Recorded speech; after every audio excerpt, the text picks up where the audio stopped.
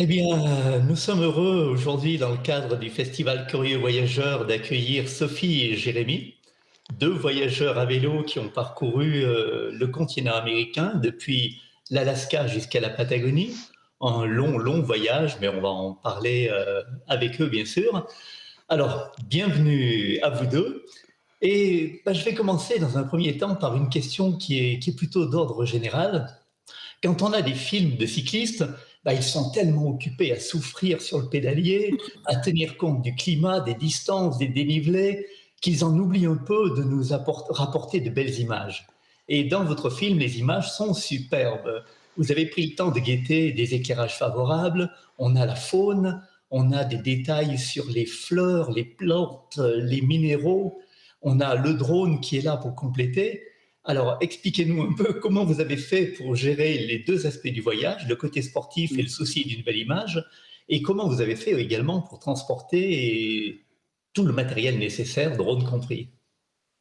Alors, bonjour Christian, c'est une question qui nous a occupé du début à la fin, évidemment, du voyage, qui a été source de conflits, source, source de beaucoup d'efforts, en effet, pour déjà répondre à la première question qui s'intéresse à la qualité des images.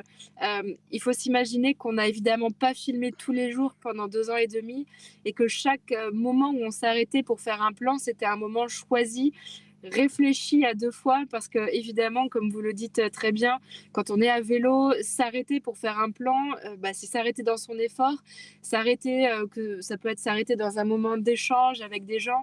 Donc c'est un peu couper court à ce qu'on est en train de vivre et faire. Et donc, ça mérite de la réflexion.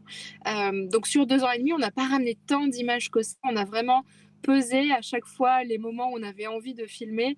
Ce qui fait que, étalé sur 2 ans et demi, on a vraiment fait attention à la qualité plus que la quantité. Et je m'introduis dans la discussion. Bonjour Christian, bonjour tout le monde.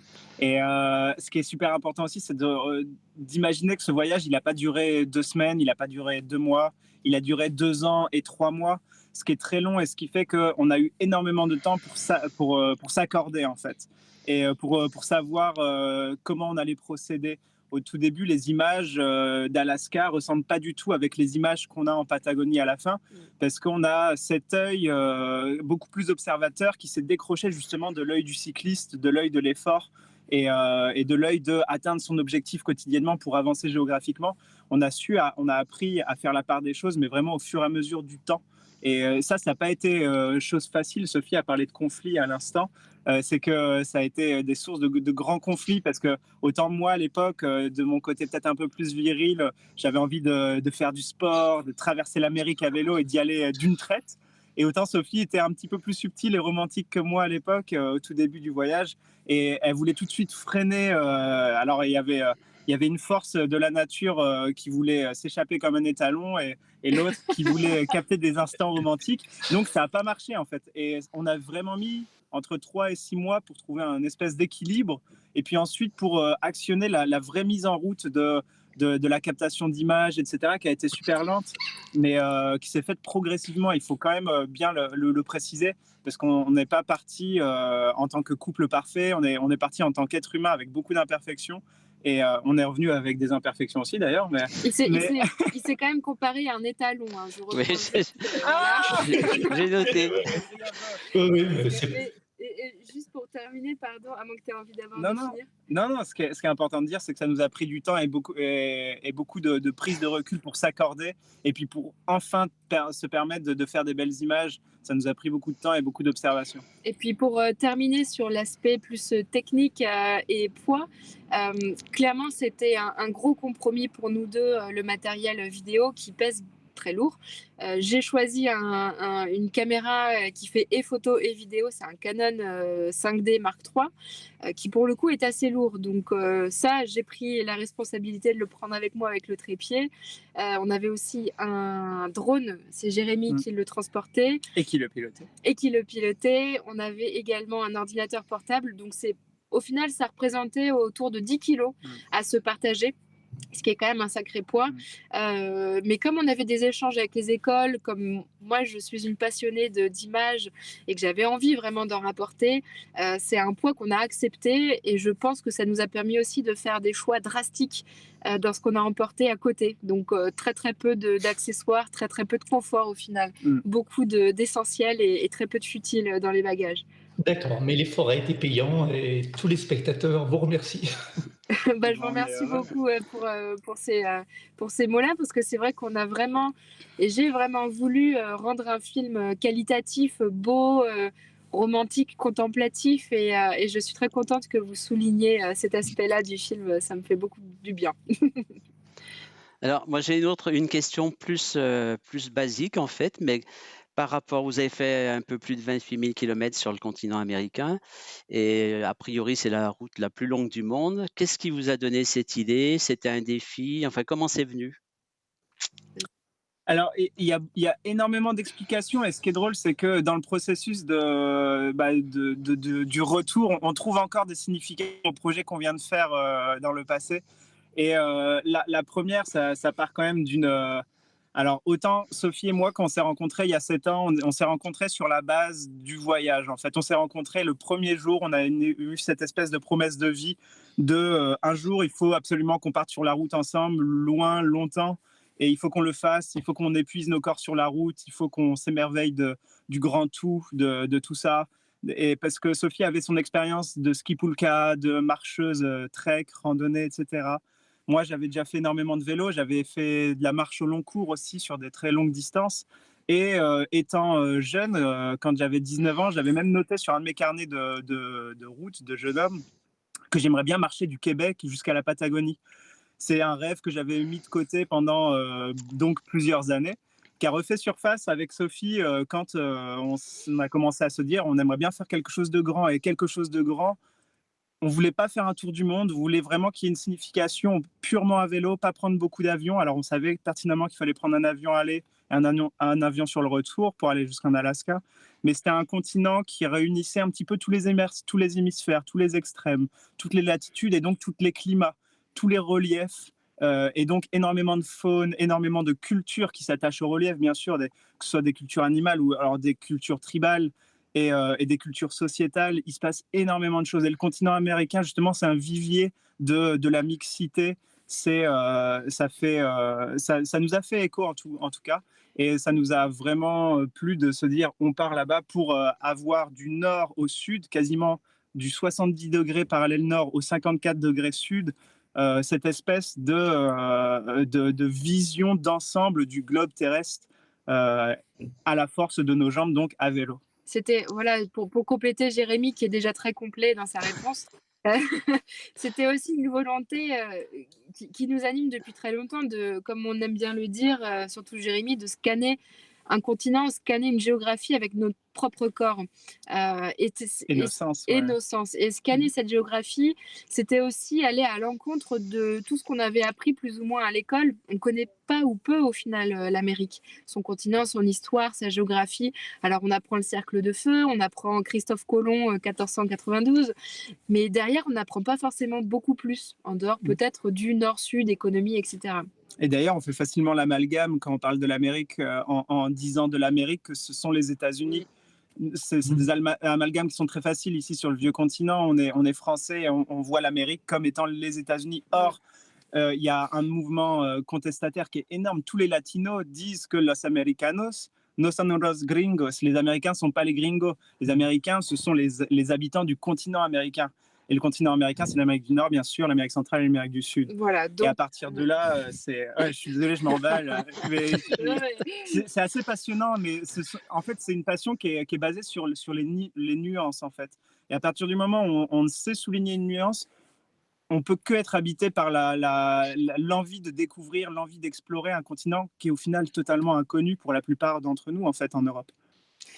Oui, et d'ailleurs, on parle d'Américains pour les habitants des États-Unis. On devrait parler d'États-Uniens, ce serait beaucoup plus juste. Et donc, vous voyez, on voit bien dans votre film qu'il y a deux mondes, l'Amérique du Nord, l'Amérique latine. Et on voit très bien également que l'intérêt majeur en Amérique du Nord, c'est la nature, alors que l'intérêt majeur en Amérique latine, c'est les gens, c'est la rencontre avec des cultures, avec leur histoire. On voit aussi ces Amérindiens présents. Je me souviens d'une vieille femme en Amérique du Nord qui raconte que ses ancêtres avaient dû combattre les Blancs. Elle raconte comment ils ont été exploités, mis en minorité par les Blancs. En Amérique latine, je me souviens, on a un Mexicain qui parle d'Emiliano Zapata avec toute son admiration pour cette révolution.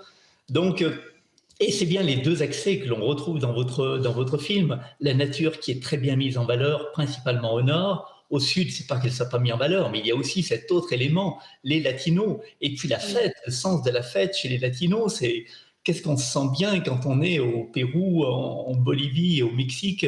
Et puis ça danse, ça chante. Et donc c'est vraiment comme ça que vous l'avez vécu également, ces deux univers, nord-sud? Alors, je vais commencer. Je pense vraiment qu'au début, on avait envie de redécouvrir cette liberté qu'on n'avait plus forcément dans notre quotidien de région parisienne, etc. On avait vraiment envie de connecter avec la nature, et la géographie nord-américaine, elle nous le propose en fait, elle nous l'offre, cette connexion avec la nature.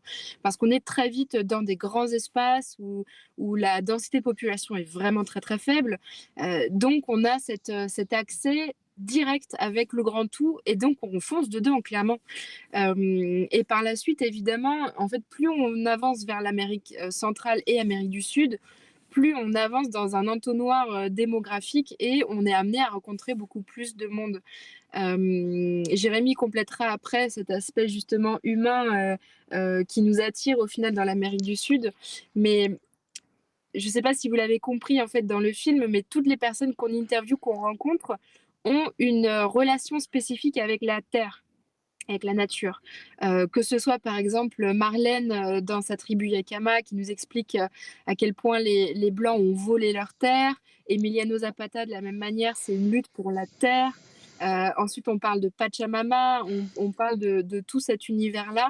Et j'ai essayé, alors ça n'a clairement pas été facile, mais de raccrocher en fait toutes ces personnes du nord au sud à cette terre, à leur continent qui les anime, et les faire parler, on va dire, à leur manière de leur terre.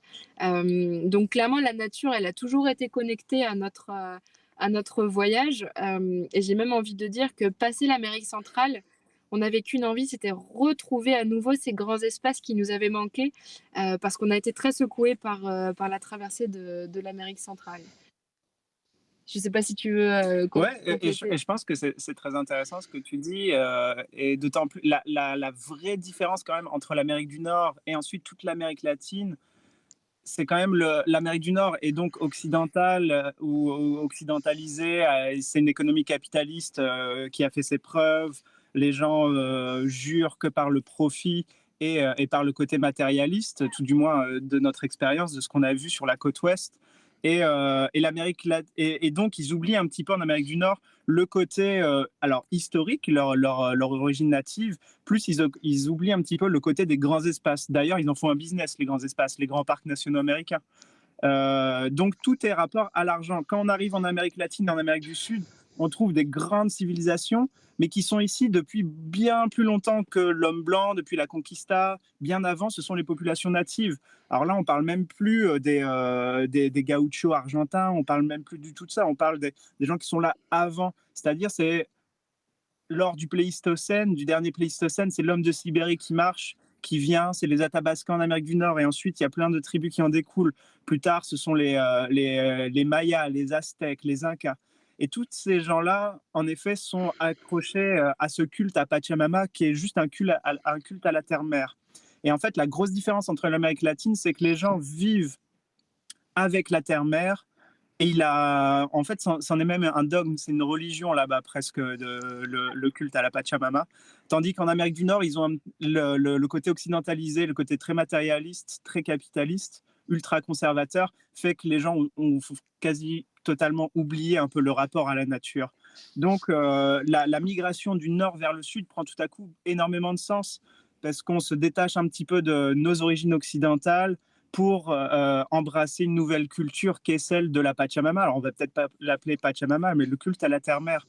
on va pas s'approprier leur culture, mais tout du moins, leur rapport qu'ils ont à la terre-mère, il est assez passionnant. Et ça, c'est une grande différence qu'on a notée et qu'on a clairement vécu, qui nous a transcendé. Et c'est aussi pour ça que Sophie le raconte dans son film, bien entendu. C'est ce qui nous a magnétisé aussi, entre guillemets, et c'est aussi pour ça qu'on a eu plus tendance à vouloir se rapprocher de l'homme vers le sud qu'au nord, où au final, on retrouvait un petit peu moins d'atomes crochus, on va dire.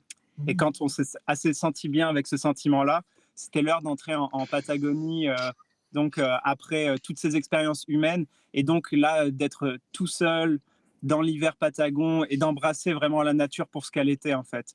Et on a vécu une fin de voyage extraordinaire où on a vu presque personne, quelques gauchos qui ont été extraordinairement généreux et gentils. Mais notre rapport à la nature les 3 derniers mois était extraordinaire. On vivait à l'instant présent comme jamais on aurait pu l'imaginer le vivre un jour. Alors, moi, pour changer un petit peu de sujet, j'ai une interrogation par rapport à la motivation. On voit dans le film que le voyage commence plutôt mal, hein, avec l'accident de Sophie, mais au fil du temps, on se demande finalement si cet accident, c'est pas quelque chose qui vous a renforcé en fait dans le punch, l'agnac, parce qu'au début, on peut pas arrêter. De toute façon, c'est pas possible. Donc, est-ce que finalement, c'est pas une bonne chose? Enfin, une bonne chose, j'exagère un peu, mais est-ce que c'est pas un bien quand même, cet accident au départ? Si, complètement. On aime bien dire avec du recul que cet accident, il a scellé vraiment le destin de cette expédition-là et que c'est grâce à lui qu'on est arrivé en Patagonie, on va dire, et qu'on a réussi à faire ce voyage-là.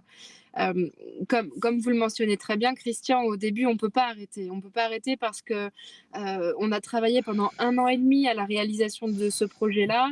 On peut pas baisser les bras face à la première difficulté, quand bien même c'est une grosse difficulté. Donc, on guérit, on repense un petit peu tout ce qui s'est passé. Et je pense que plus que l'accident, c'est le fait d'être revenu sur les lieux de l'accident qui nous a vraiment fait beaucoup de bien. C'était une thérapie en soi. C'était accepter la chute, accepter aussi la potentielle fatalité qui aurait pu nous toucher à ce moment-là.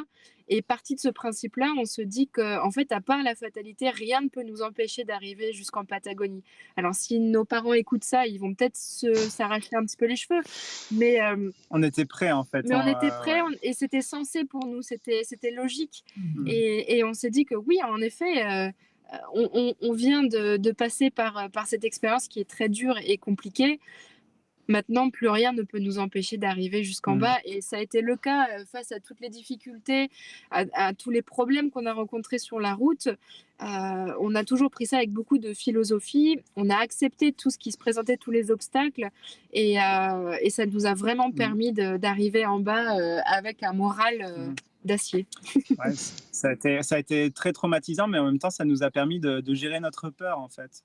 On a eu une peur extraordinaire et on a enchaîné beaucoup de troubles après l'accident. Il y avait 1 mois et demi de convalescence. Sophie se rappelait de rien, elle a une amnésie rétrograde, alors ce qui fait que moi j'ai un petit peu tout mangé cette expérience. Mais ce qui est sûr, c'est que voilà, sur la gestion de la peur, ça nous a fait nous rendre beaucoup plus observateurs, beaucoup plus prévoyants pour la suite. Et donc, ouais, cette motivation qui est devenue pour nous clairement légendaire, on l'a perdue à aucun moment jusqu'au dernier moment. Et comme Sophie le souligne tout à l'heure, en parlant de l'Amérique centrale qui a été très difficile à traverser, on a traversé l'Amérique. Alors, le Mexique, qui a été rayonnant, mais en même temps très difficile parce qu'il y avait beaucoup de problèmes avec les cartels.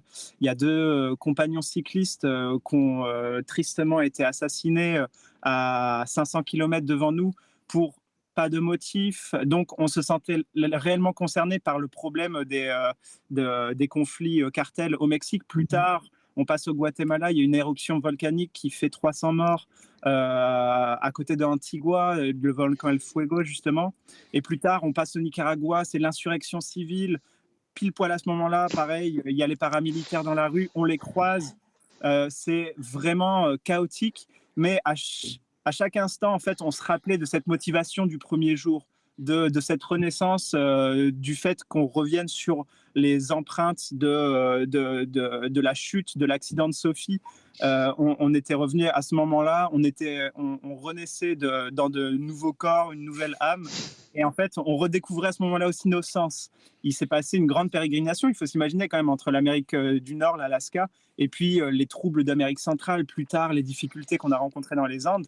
Mais rien n'était d'égal justement à la fatalité qui pouvait arrêter notre chemin, en fait. Tout était abordable si on était observateur, si on gérait sa peur, etc. Donc c'est ça la motivation légendaire de ce voyage. Elle a une date, elle a un instant, c'est l'accident de Sophie. Clairement, ça nous a tous les deux programmés à être des machines pour arriver jusqu'à Ushuaïa. Oui, on voit très bien dans le film que le retour sur ce lieu, c'est vous exorcisez complètement cet événement et vous repartez sur une nouvelle base beaucoup plus solide. Ça qui a eu l'inconvénient de vous donner un mois et demi de retard. Et ce mois et demi de retard, il va se payer au niveau du climat. Parce que quand vous arrivez dans le nord-ouest canadien, ben, l'été est fini, vous arrivez un mois et demi trop tard et on voit il commence à faire un froid terrible, vous roulez dans la neige, dans le blizzard, vous allez le payer une deuxième fois en Patagonie, vous arrivez encore une fois avec un mois et demi de retard et alors là dans un temps en poussant les vélos dans la neige. Donc c'est vrai que ça a eu ce bon côté sur le moral, mais sur le physique ça a coûté quand même cher. Vous avez dû vous geler quelquefois terriblement. Ouais. Oui. Et au final, même ces moments de galère, de difficulté, parce que justement, on a dû avancer à contre-saison, en fait, ils sont extraordinaires, tous ces moments-là. Jamais on n'aurait pu les vivre si on avait descendu le continent à la bonne saison. Et avec Jérémy, on s'est vite surpris à se dire que pédaler en plein hiver, c'est extraordinaire. Pédaler pendant la saison des pluies, c'est extraordinaire. Alors, ça nous limite parfois les possibilités, mais ça offre énormément de... Comment dire, ça offre un regard différent. Et autant le premier hiver canadien, on l'a subi, on n'était pas bien équipés, on n'avait pas les bons gants, on n'avait rien de ce qu'il fallait. Donc ça nous a mis un petit peu en danger. On a choisi donc de quitter à ce moment-là les Rocheuses. Mais on a pensé et réfléchi beaucoup à cette expérience-là, si bien que lorsqu'on a compris qu'on allait vers la Patagonie en plein hiver austral, là on s'est dit c'est l'ultime défi et c'est l'apothéose en fait de ce périple-là. Et sincèrement, la Patagonie en plein hiver, c'est mystique, c'est magique. Alors déjà, pour ceux qui connaissent, la Patagonie, elle est réputée pour être très venteuse, voire beaucoup trop venteuse. En hiver, elle n'est pas du tout. C'est parfois impossible pour les cyclistes de pédaler. En hiver, il n'y a pas de vent du tout. Donc, on a tous les plaisirs et les trésors patagons à portée de main sans le vent et avec des lumières extraordinaires. Et ça, ça n'a pas le prix, évidemment. Et puis, pour souligner encore une fois ces troubles qu'on a vécus sur la route, clairement, comme on avait cette force d'abnégation face à la fatalité, face à tous les événements imprévisibles de la route, de la même manière, les climats, en fait, on faisait force d'abnégation à chaque instant et c'était indissociable au projet tout à coup, à partir du tout début. Déjà qu'avec Sophie, tous les deux, on a un caractère assez bien trempé. Quand on est dehors, on va jusqu'au bout de nos objectifs et qu'importe la pluie battante ou la neige ou alors le chaud. D'ailleurs, Sophie, elle souffre plus du chaud que de la pluie et de la neige, ce qui était bien pour ce projet parce qu'on a fait pendant près de 1 an et demi sur les 2 ans et demi de l'automne-hiver, donc c'était pas mal. Mais rien n'était impossible à partir du moment où notre volonté était axée justement sur la passion du voyage. Et en fait, plus on emmagasinait les épreuves, plus on se renforçait physiquement, plus on se renforçait mentalement. Et plus on était imperturbable, finalement. Il faut quand même un bon équipement pour s'aventurer dans ces régions-là à la mauvaise saison. On ne peut pas partir comme ça sur le pouce. On a vraiment bien prévu l'équipement, notamment pour la Patagonie, où on était passé d'un 3 saisons à une saison, à savoir une saison hiver. Donc on avait renvoyé les t-shirts, renvoyé les shorts, il nous restait plus que le matériel d'hiver. Alors il y a un dicton norvégien qui dit il n'y a pas de mauvais temps, juste du mauvais équipement, et on a pris vraiment au pied de la lettre ce dicton. Bon, moi, j'ai les yeux aussi fixés sur le chronomètre et du coup, je voulais vous poser une dernière question. C'est qu'est-ce que vous avez rapporté de ce voyage en termes d'expérience, d'envie future? Et justement, concernant les envies futures, c'est quoi les futurs projets pour qu'on puisse une fois au moins vous accueillir au festival dans un contexte un peu plus classique? Alors, je pense que la question, elle est très bonne, mais on est en train de seulement maintenant commencer à vraiment bien y répondre. Je pense que n'importe quelle expérience forte de vie, elle mérite ce qu'on appelle une petite digestion. Et on est en plein dans la digestion, en fait, de ce qu'on a vécu, de ce que l'on a appris. Ça prend du temps. Mais ça fait naître voilà, de belles pensées, de belles leçons. Il y en a plusieurs. Je pense que déjà, pour ma part, et Jérémy, il a son point de vue, sa vision à lui. Moi, j'ai vraiment l'impression d'avoir appris, par exemple, à accepter voilà, tout ce qui me vient dessus, que ce soit une pluie, que ce soit un confinement, que ce soit n'importe quel événement de la vie. Ça m'a beaucoup renforcée et je prends les choses maintenant avec beaucoup de philosophie, ce qui n'était pas forcément le cas avant. Et je m'adapte beaucoup mieux en fait à ce qui se passe dans mon environnement. Ça, ce serait pour le coup ma première leçon et apprentissage de ce périple-là.